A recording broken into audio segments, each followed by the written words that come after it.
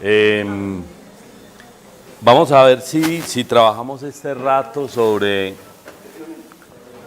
lo que yo creo que es como la base como de las transformaciones más importantes del pensamiento ambiental. Y ustedes que son eh, casi todos de ingeniería me contaron, seguramente se van a encontrar en el ejercicio de la profesión.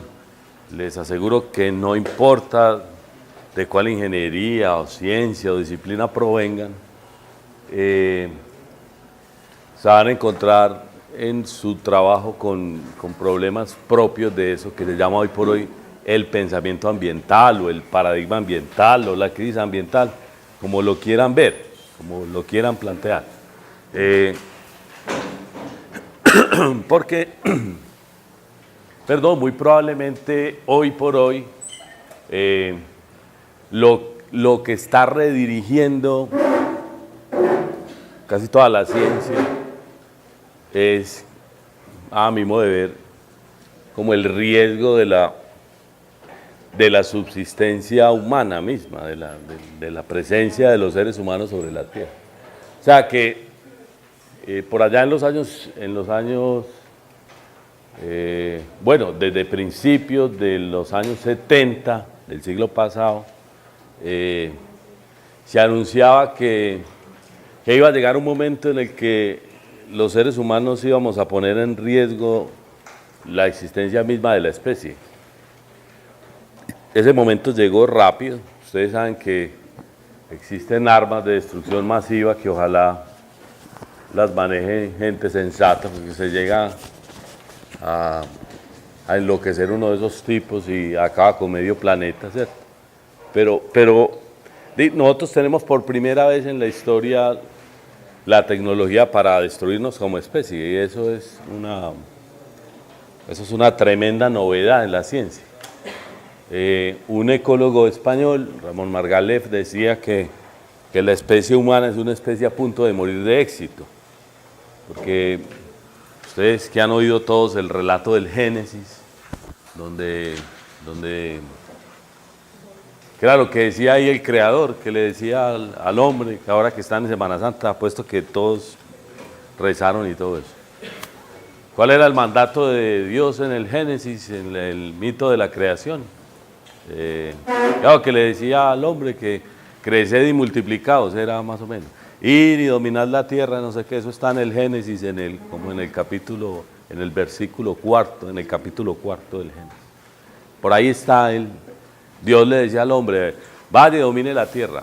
Entonces, digamos, el creador no se puede quejar, porque si era pues una evaluación, los seres humanos somos, de hecho, una especie muy exitosa, increíblemente exitosa.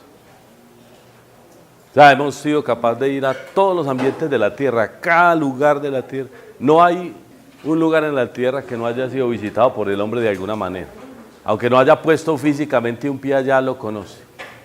Las fosas marianas en el Pacífico a 11 kilómetros de profundidad, ¿cierto? Algunos de los puntos más profundos del océano. Y el hombre no ha ido allá, pero conoce esos lugares, sabe la profundidad. Hemos ido incluso a otros planetas. Como especie somos francamente muy exitosos. Eso, yo creo que eso nadie lo discutiría. Mucha gente dice por ahí que no, que si hubiera una guerra es un mito, que si hubiera una guerra nuclear solo sobrevivirían las cucarachas y los políticos. Bueno, porque tienen búnker y esas cosas, ¿no? Pero no es cierto. La especie con mucho más conspicua, más notoria en el planeta somos los seres humanos. Imagínense por un momento si viniera un extraterrestre. Pues la probabilidad de que encuentre una vaca es mucho menor a que la que encuentre un ser humano. Si llegara digamos, a la cara nocturna del planeta, pues lo que vería son ciudades grandes. Eso le tendría que llamar la atención a cualquier visitante de otro planeta, pues en esa idea. Probablemente por eso siempre los extraterrestres caen en Brooklyn, ¿no? En un sitio muy iluminado, pues dice Steven Spielberg. Pero a pesar de que tendría una de 4 probabilidades de caer en tierra, ¿cierto? O sea, realmente un extraterrestre con una tecnología pobre tiene 3 de 4 posibilidades de caer al mar, ¿cierto? Si consideramos que el planeta es 3/4 partes agua. Pero si cayera en tierra, si tuviera la inteligencia suficiente para comunicarse, seguramente lo haría con nosotros, porque somos la especie más notoria. No importa cómo piensen ustedes que tuvo lugar el origen del planeta y de la especie humana, no importa.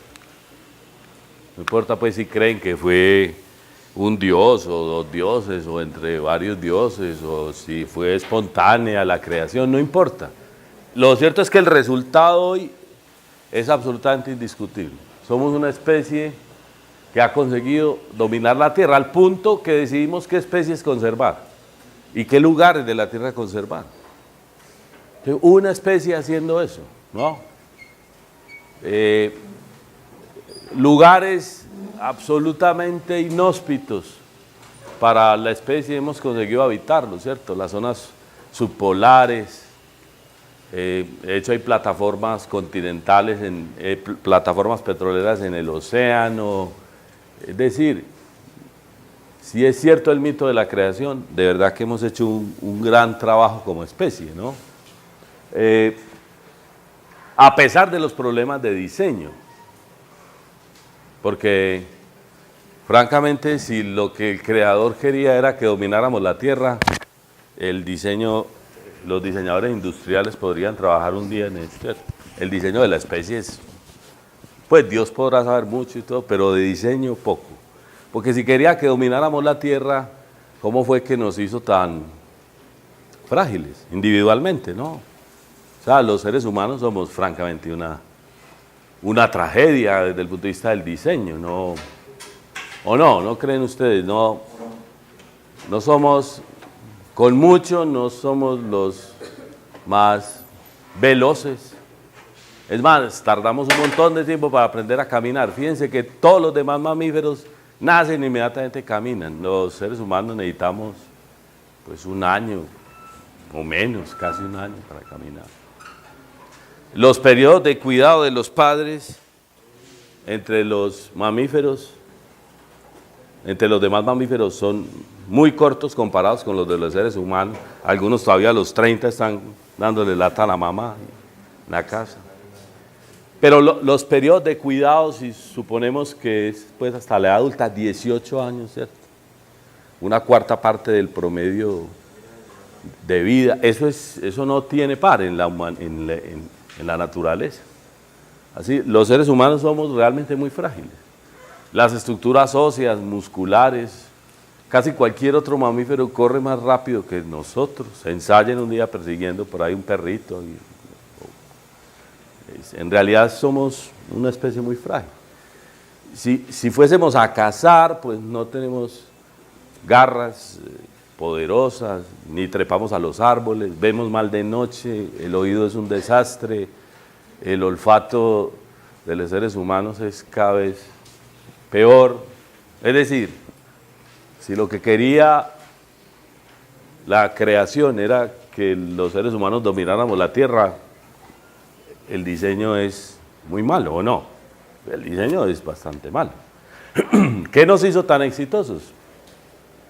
Valdría la pena preguntarse, ¿qué fue lo que nos hizo tan exitosos como especie?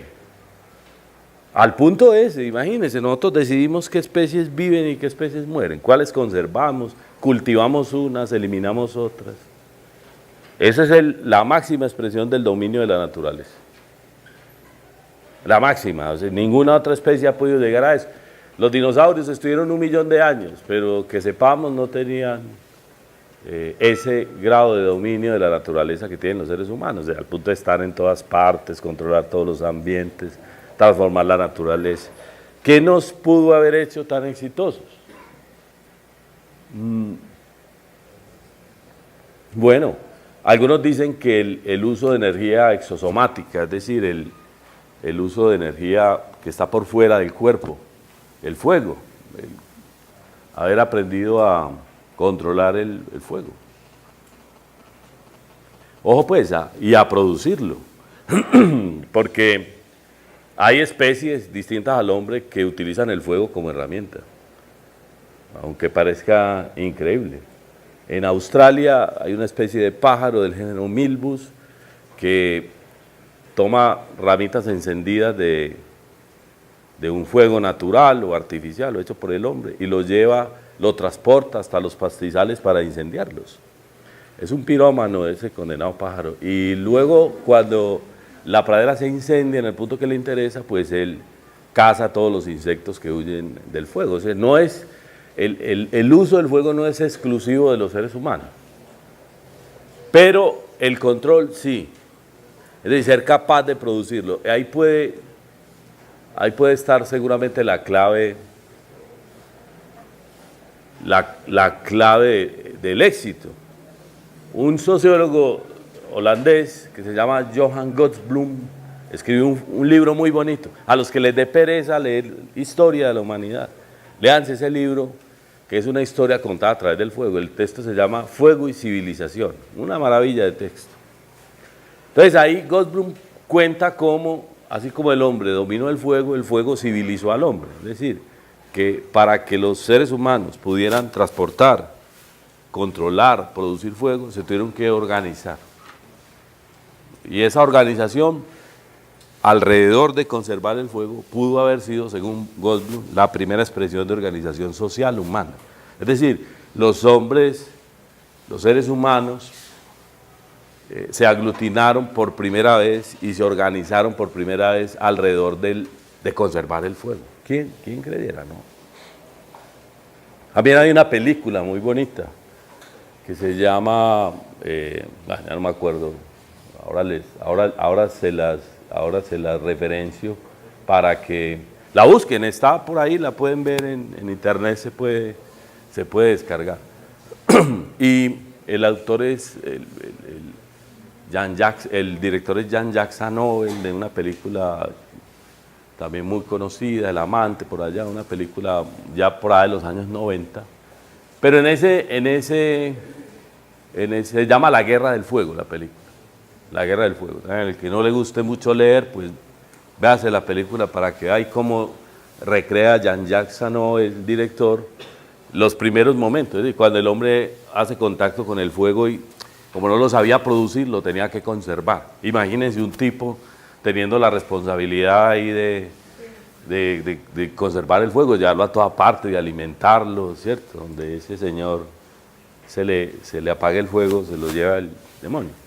Porque era la forma en la que los seres humanos al principio se diferenciaban, y este es un punto muy importante, del resto de la naturaleza. Entonces, lo que les planteo es que lo que ocurrió después de que el hombre aprende a utilizar fuego es un proceso sistemático de distanciamiento de la naturaleza. O sea, el hombre se separó cada vez más de la naturaleza. Al punto que hoy por hoy, si preguntara a uno si el hombre es parte de la naturaleza, que es la pregunta sobre la que quiero que hagan un ensayo al final, ¿ustedes qué dirían? Es decir, somos parte de la naturaleza. En la película de Michael Grushoff, que era el protagonista, a la que les digo La Guerra del Fuego, o para no ir tan lejos, en una comunidad indígena, una comunidad afro por allá, es indiscutible que el hombre es parte de la naturaleza. Es decir, necesita la naturaleza en su forma más inmediata, cercana, para sobrevivir. Pero hoy por hoy, no diría, bueno, si alguien quiere producir fuego, ya no se tiene que preocupar de... primero, cualquiera puede producir fuego ahora, ¿no? Una cajita de fósforos, una cosa elemental. No hay ningún problema en producir fuego hoy por hoy. Ninguno, es decir, nada, no hay ningún problema. Pero eso no siempre fue así. Y si eso fue lo que nos diferenció de la naturaleza, si ese uso de energía nos diferenció de la naturaleza, piensen ustedes hasta qué punto Se habían preguntado eso, es decir, bueno, qué nos hizo tan? Luego, con el fuego, los seres humanos aprendieron pues, a cultivar, es decir, a seleccionar unas especies por encima de otras. Sobre todo aprendieron a defenderse de los depredadores. Y eso hizo otra diferencia fundamental. Fundamental, muy importante.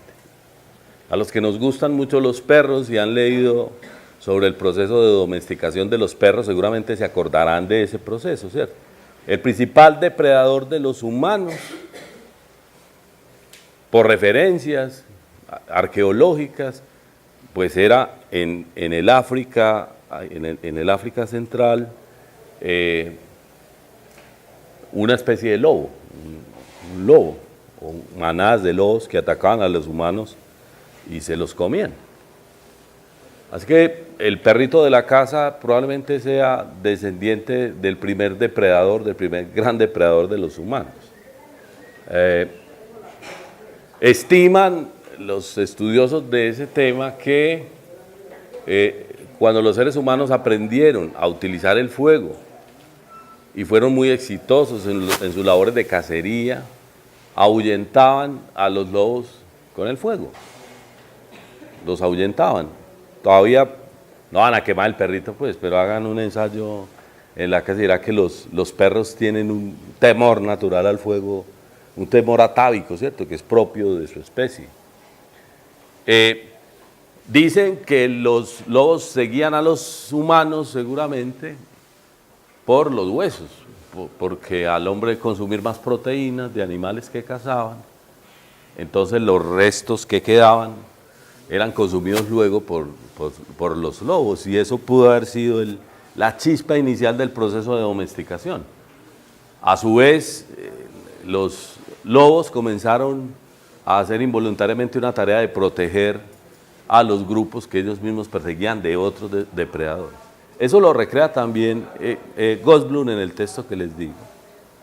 Y también en la película de la Guerra del Fuego está el texto ese inicial de que esos perros, esos primeros animales que domesticaron los seres humanos, hacían una simbiosis, que es como se llama en ecología, ¿cierto? Pues se beneficiaban por un lado, luego comensalismo y luego empezaron a depender de los seres humanos como dependen hoy, ¿no? Como dependen hoy de una manera muy importante. Por ejemplo, dicen que el trigo pudo haber sido una especie o alguna especie de cereal, pudo haber sido una especie que resistía al fuego. Los seres humanos llegaban a un sitio, lo quemaban y era exitoso el pasto que brotaba después del incendio, y eso seleccionó algunas especies, las hizo resistentes a la acción humana. Lo cierto es que sin el control del fuego, sin conducirlo y producirlo, probablemente los seres humanos nos hubiésemos extinguido, probablemente. Eso nos diferenció, en definitiva. Y fue tan poderoso el control del fuego que luego nos permitió hacer herramientas más sofisticadas. No hubiésemos podido controlar el hierro, ni el bronce, ni los metales, sin el fuego. No hubiésemos podido hacerlo. Pero sobre todo no hubiésemos podido ocupar ambientes que estaban muy por debajo de la temperatura básica de subsistencia de un ser humano. Es decir, sin el fuego no hubiésemos podido ir a las zonas frías. Hay un documental muy interesante que está circulando en estos días en la National Geographic sobre cómo fue que los seres humanos consiguieron, a través de adaptarse al frío, diferenciarse por razas. No sé si lo han visto, pero es muy interesante. La teoría básica es que los seres humanos, que los restos más antiguos hablan de que fue en las sabanas africanas donde tuvo lugar la primera generación de homínidos, pues, de Homo sapiens, comenzaron a emigrar al norte, a Europa. Y esa emigración a zonas más frías los hizo cubrirse, ¿cierto?, protegerse, mientras que en las sabanas podían andar con poca ropa, ¿cierto?, y eran de color oscura la piel y esa es una forma de que los rayos, de absorber solo la energía que se necesita, la piel oscura. La medida en que se fueron al sur y al norte, perdón, zonas más frías y tuvieron que cubrirse la piel, entonces que muy probablemente eso produjo un cambio en la pigmentación, ¿cierto? Pero está muy claro, por lo menos hoy nadie discute que los seres humanos actuales descienden de un núcleo original de población negra, africana, ahí que vive en el centro del mundo. Claro, imagínense lo que significaría hoy decir que todos descendemos de los afros, ¿cierto? Hoy no habría problema decir eso. En la época de Hitler, no sé si alguien hubiera podido sobrevivir para contarlo. Pero toda esa transformación está ligada íntimamente al control del fuego. Energía exosomática, energía por fuera del cuerpo. Pero claro, hubo otras innovaciones, no solamente fue el control del fuego, sino la organización social que se requirió para poder administrar esos nuevos roles. Imaginen por un momento un grupo de homínidos primitivos por allá que no tenían fuegos, se movían como cualquier manada de mamíferos en las sabanas africanas. Y todos tenían que hacer básicamente las mismas labores. Básicamente andaban juntos, eran grupos nómadas. En la medida que adquieren control del fuego, probablemente eso cambia inmediatamente la organización social. Alguien se tenía que dedicar a cuidar la llama, alguien tenía que ir a cazar, probablemente el cuidado de los niños se hacía alrededor del fuego, etcétera. O sea, imaginen por un momento esa transformación tan importante. Entonces, uno podría decir que hemos ido desde un momento en que éramos indiscutiblemente parte de la naturaleza, indiscutiblemente, parte, es decir, nadie discutía eso, al momento actual en que uno cree que la naturaleza es una cosa que queda afuera, que está afuera de uno mismo. De hecho, la gente dice, me voy a estar en contacto con la naturaleza. Sí, y la idea que nosotros tenemos de la naturaleza es una cosa que no somos nosotros no somos la naturaleza. De hecho, pues hay todavía gente que dice, vamos a cuidar la ecología, ¿cierto? Como lo mismo decir cuidar las matemáticas o la estadística. La ecología es una ciencia, ¿no? Entonces, hoy por hoy, digamos, sus padres, nosotros, los más mayores en esta sociedad, y probablemente muchos de ustedes, de los más jóvenes, que pasen por ahí desatentos por la vida, van a vivir en la época en la que ya nos emancipamos de la naturaleza. O sea, van a seguir sosteniendo la idea de que la naturaleza es algo externo a nosotros mismos. Pero lo que les quiero contar es que eso ha cambiado últimamente, en los últimos años, en los últimos 10 años. Hay una tendencia nueva a volver a considerar el hombre como parte de la naturaleza. Y eso tiene, escúchenme bien, profundas implicaciones. Éticas, morales, económicas, culturales, políticas, sociales. ¿Cómo así que ahora estamos reconociéndonos como parte de la naturaleza? ¿Por qué pudo haber ocurrido eso? ¿Por qué ahora volvemos a plantearnos la idea de que lo que le ocurra a la naturaleza nos ocurre a nosotros mismos porque somos indiscutiblemente parte de una misma estructura, de un mismo sistema global? Es decir, que no tenemos nada diferente. Así que la idea de lo natural y lo artificial, lo natural como lo que existe sin alteración y lo artificial como lo que el hombre transforma, esa es una idea que está y debe ser revisada. Y ese es digamos, el cambio contemporáneo, el cambio más importante. ¿Cómo se produce? ¿Por qué se produce? Bueno, hay una historia que les quiero contar. Pero fundamentalmente, si uno preguntara, que lo vamos a hacer ya pues como parte de la tarea del mediodía, Si yo les preguntara, bueno, y definan pues la naturaleza, ¿qué es la naturaleza para ustedes? Cojan ahí, prueban el papel, naturaleza, 2 puntos. ¿Qué se les ocurre? Diga usted antes de que se duerma, ¿qué se le ocurre? Un sinónimo, una palabra que represente la naturaleza. Puede decir, no sé, el hábitat, dice por aquí. Sí, hay que hablar en esta clase, si no, ¿qué dices? Bueno, claro, en la naturaleza no todo está vivo, pero lo estuvo en algún momento. Seguramente lo que diferencia a otros planetas de este es lo que la vida ha podido hacer del planeta mismo. Sí, bien, vale. Si alguien, la naturaleza, ¿qué se les ocurre? Una definición un poquito más larga. Dime. Yo diría que puede ser como los recursos bióticos y abióticos que entre ellas habitan y se relacionan. Bien, pero la naturaleza no son solo recursos, esa ha sido la idea, pero vale la aproximación, porque eso de la naturaleza como recurso era una idea también de la economía, persiste esa idea en la economía contemporánea, pero una idea más bonita, más romántica, y es la naturaleza como patrimonio de la humanidad. Ya no se habla de la naturaleza como un conjunto de recursos solamente, sino que ahora resulta que la naturaleza es un patrimonio colectivo. Y eso nos acerca otra vez, nos pone otra vez en el lugar de la naturaleza, como parte de la naturaleza. No hay ningún cambio grande, significativo en la naturaleza que no nos afecte.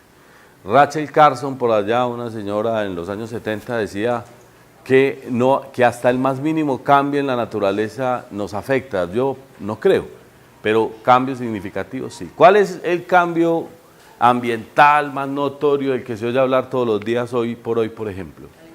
Bueno, o el cambio climático, o el calentamiento global. Y noten que, por ejemplo, sobre el calentamiento global hay 2 grandes teorías. Una teoría que dice que, bueno, es un hecho, ya no se discute si el planeta se está calentando o no, eso ya no se discute. Lo que se discute son las causas, entonces hay 2 grupos de teorías, o 2 teorías principales para explicar el calentamiento global. Una teoría, digamos, naturalista, que dice que lo que estamos es en un ciclo de mayor actividad solar.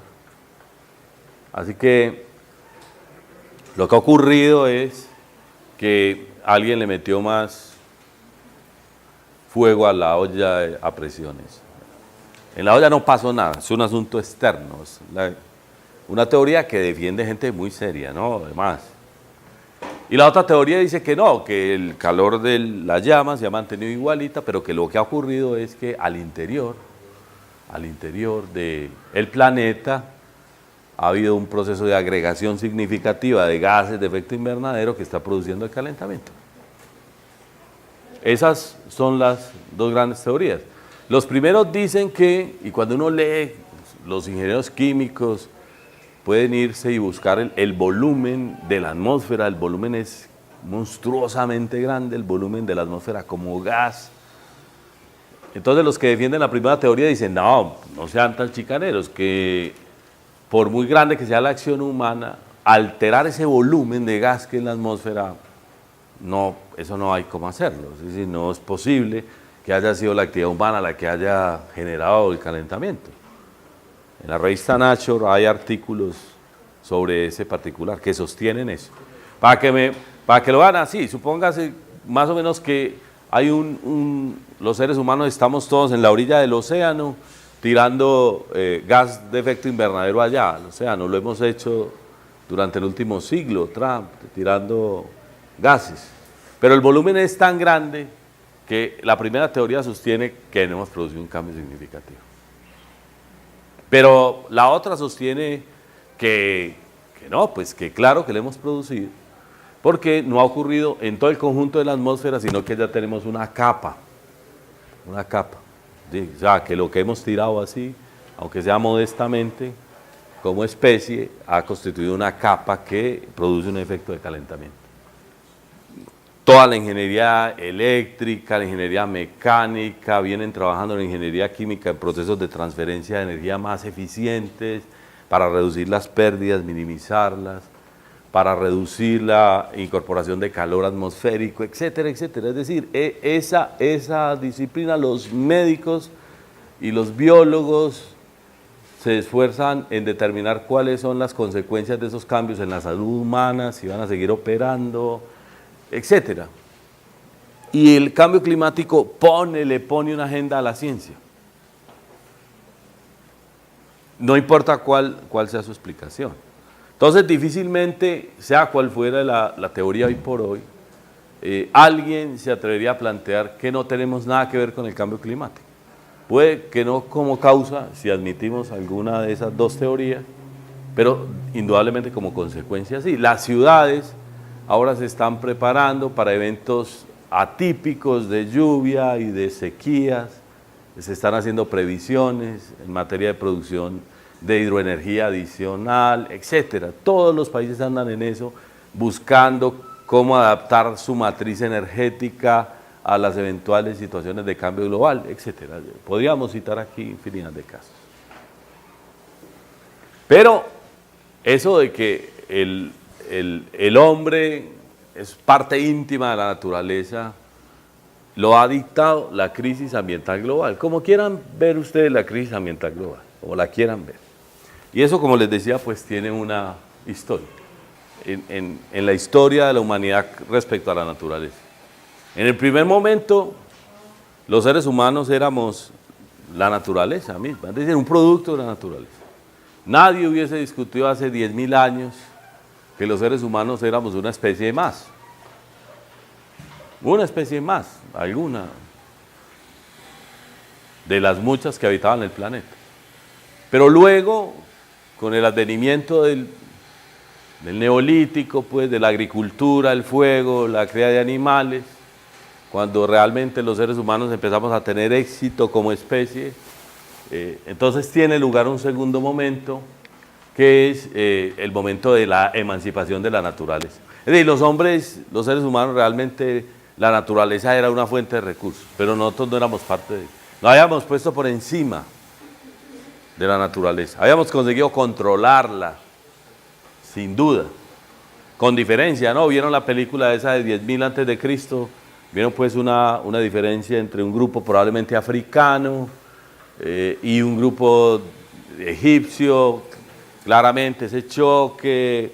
Bueno, no es que eso ocurrió simultáneamente en toda la humanidad, y luego el desarrollo tecnológico tampoco era igual, pues algunos sostienen frente a la teoría pues de que Machu Picchu lo construyeron los extraterrestres, que es una forma de negar el desarrollo tecnológico de los pueblos de América, que era tan importante como el que permitió construir pirámides en Egipto, etc. Eso se ha vuelto, digamos, una discusión política. Entonces, ¿qué es lo que llama la atención a los seres humanos por allá en los años 70 y les dice, oiga, cuidado, que esa separación dramática entre el hombre y la naturaleza probablemente consiga extinguirnos como especie? Y aparece una idea que es esta idea, la idea de capacidad de carga. En los años 70 había una explosión demográfica dramática. Un señor de apellido Malthus, Robert Malthus, había escrito unas décadas atrás que ya éramos muchos y que si la especie seguía creciendo a ese ritmo, iba a llegar un momento en que iba a haber una escasez de alimentos. Hoy por hoy las tesis de Malthus están absolutamente revisadas. Es decir, los seres humanos producimos alimentos para alimentar 3 o 4 veces la población mundial actual. O sea, no hay un problema, Malthus se equivocó, no había un problema con el consumo de alimentos, por lo menos. No, aquí no hay un problema, a pesar de que haya hambrunas y hay hambrunas en algunos lugares, no porque no haya alimentos suficientes para abastecerlos, sino porque no existen localmente, ¿cierto? Transportar esos alimentos probablemente costaría mucho dinero y nadie está dispuesto a pagarlo. Pero digamos, desde el punto de vista de la cantidad de seres humanos y la cantidad de alimentos que producen, no hay ningún problema. Entonces, en los años 70 se empieza a plantear una crisis de la capacidad de carga del planeta. Es decir, hasta dónde podría crecer el planeta en número de habitantes. Hoy somos más de 6.000 millones de habitantes, ¿no? Más de 6.000 millones. ¿Cuántos habitantes más podría soportar el planeta? Pero más adelante se empiezan a hacer otras reflexiones. Un momentico, que es que los seres humanos no son iguales, las culturas no son iguales. No vayan a decir pues que un hindú, desde el punto de vista de su impacto en la naturaleza, desde el punto de vista del impacto en el consumo, un hindú promedio es lo mismo que un norteamericano promedio. No, con cuidado, que eso no es igual. Esta que es una idea ahí en la pecerita, seguramente cada bicho de esos es capaz, necesita la misma cantidad de oxígeno que el otro. Pero ¿qué tal si hay diferencias culturales? ¿Qué tal si este pez es de Haití y este otro es de Detroit? No sé.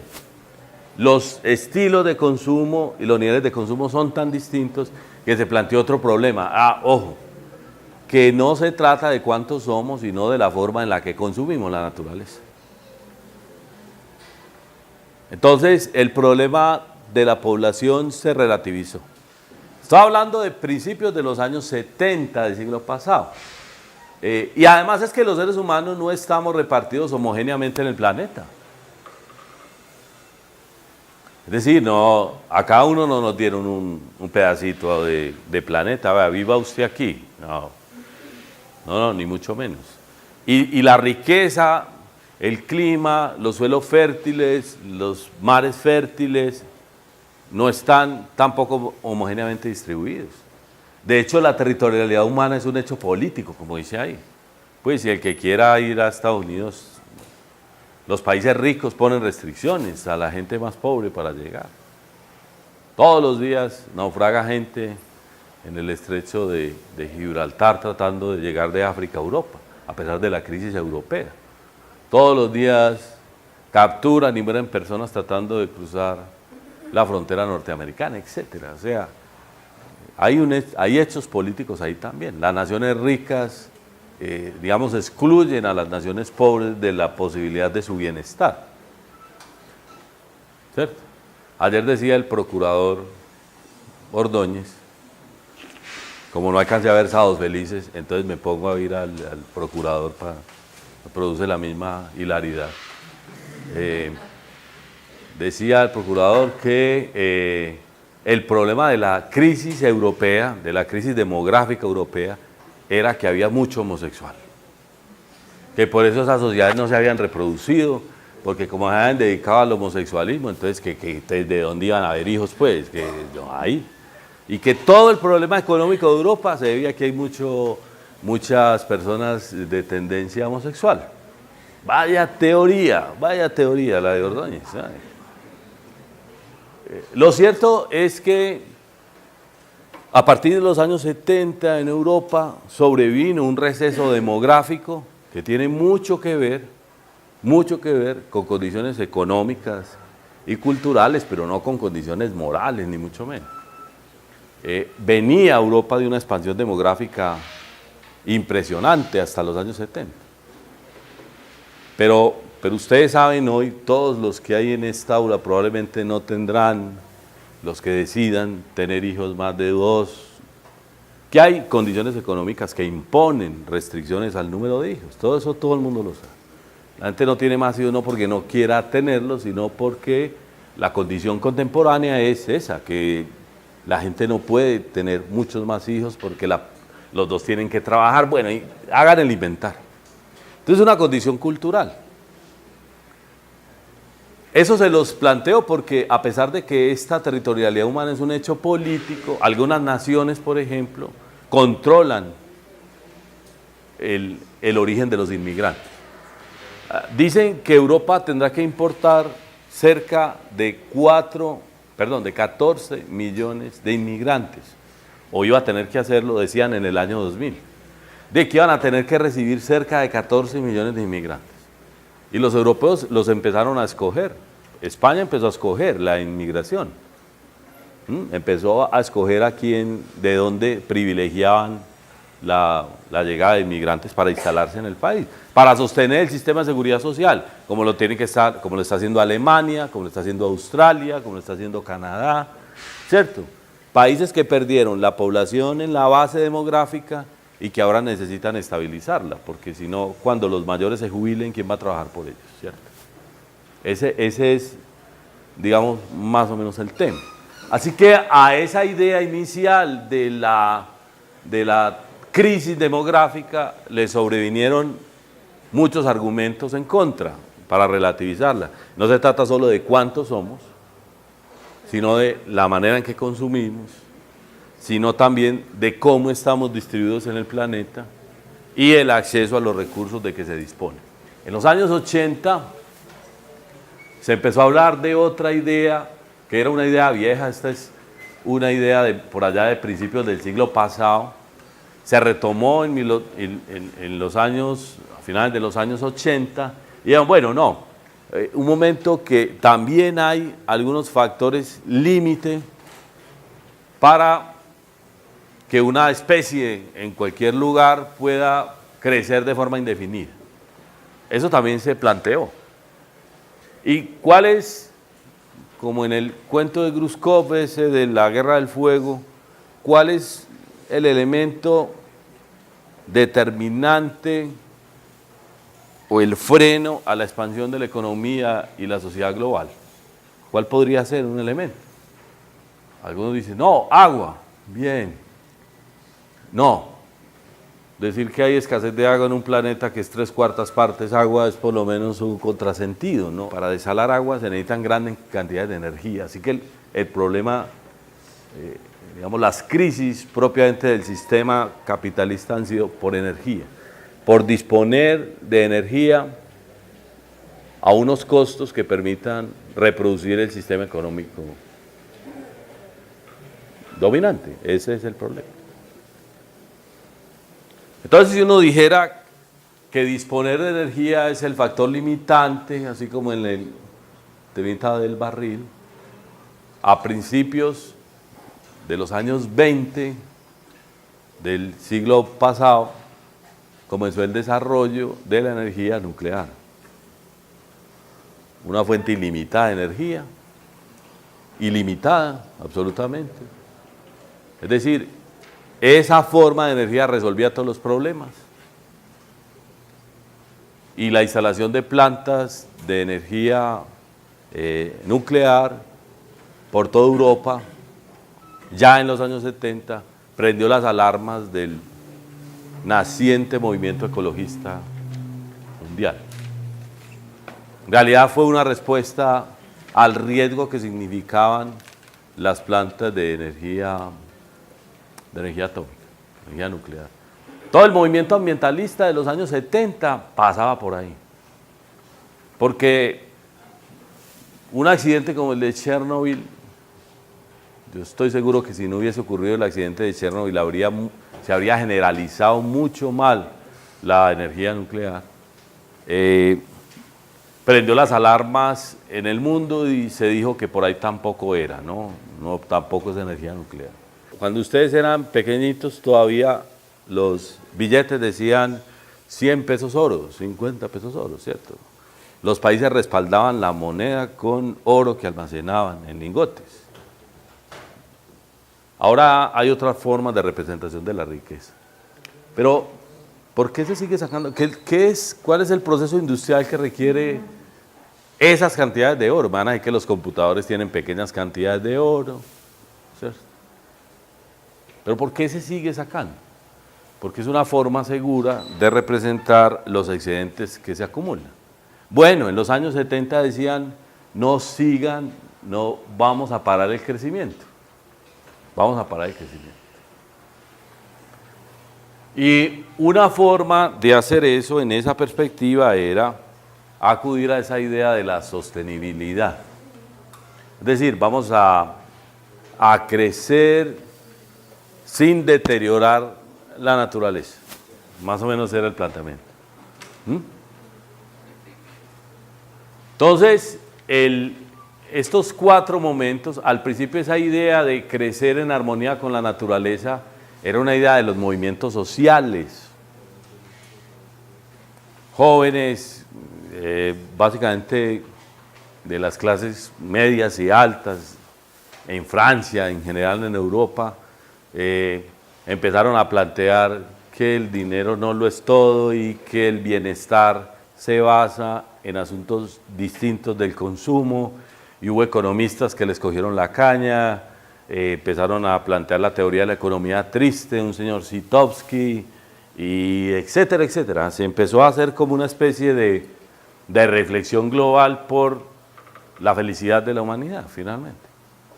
El movimiento de mayo del 68 en París, básicamente lo que se preguntaba era por si con todo lo que los seres humanos habíamos conseguido éramos plenos, felices, y se empezó a cuestionar duramente el sistema económico.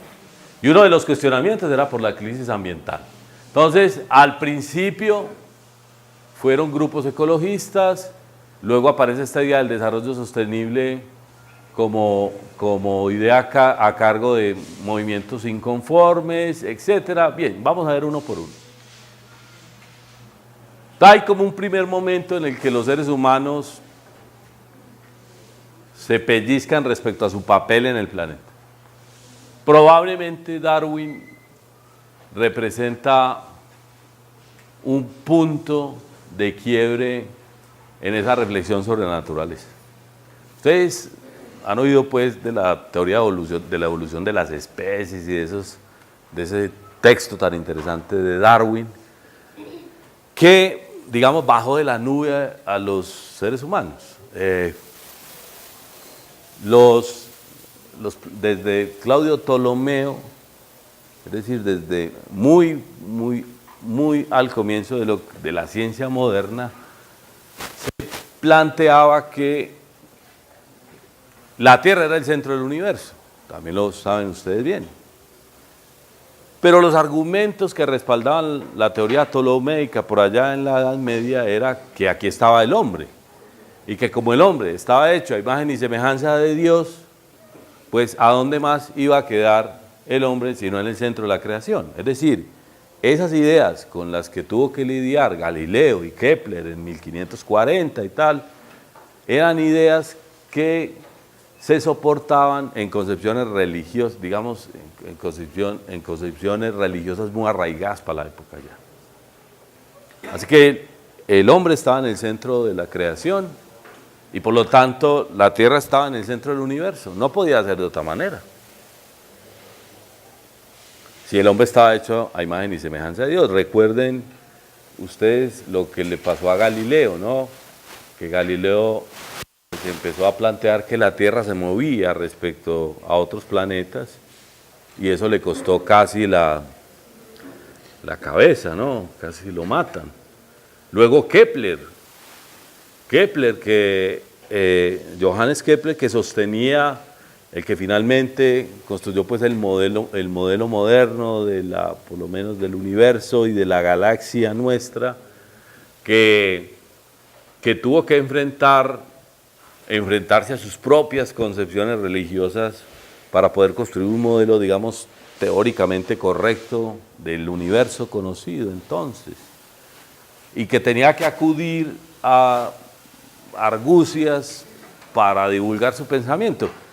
El primer libro, según Carl Sagan, el primer libro de ciencia ficción que se escribió en la humanidad se llamaba El sueño, y lo escribió Kepler, y casi matan a la mamá por culpa de Kepler. Kepler, en ese libro que llama El sueño, relataba un viaje a la luna, ¿cierto? Que él había estado en la luna y tal, y un tipo escribiendo eso en un libro.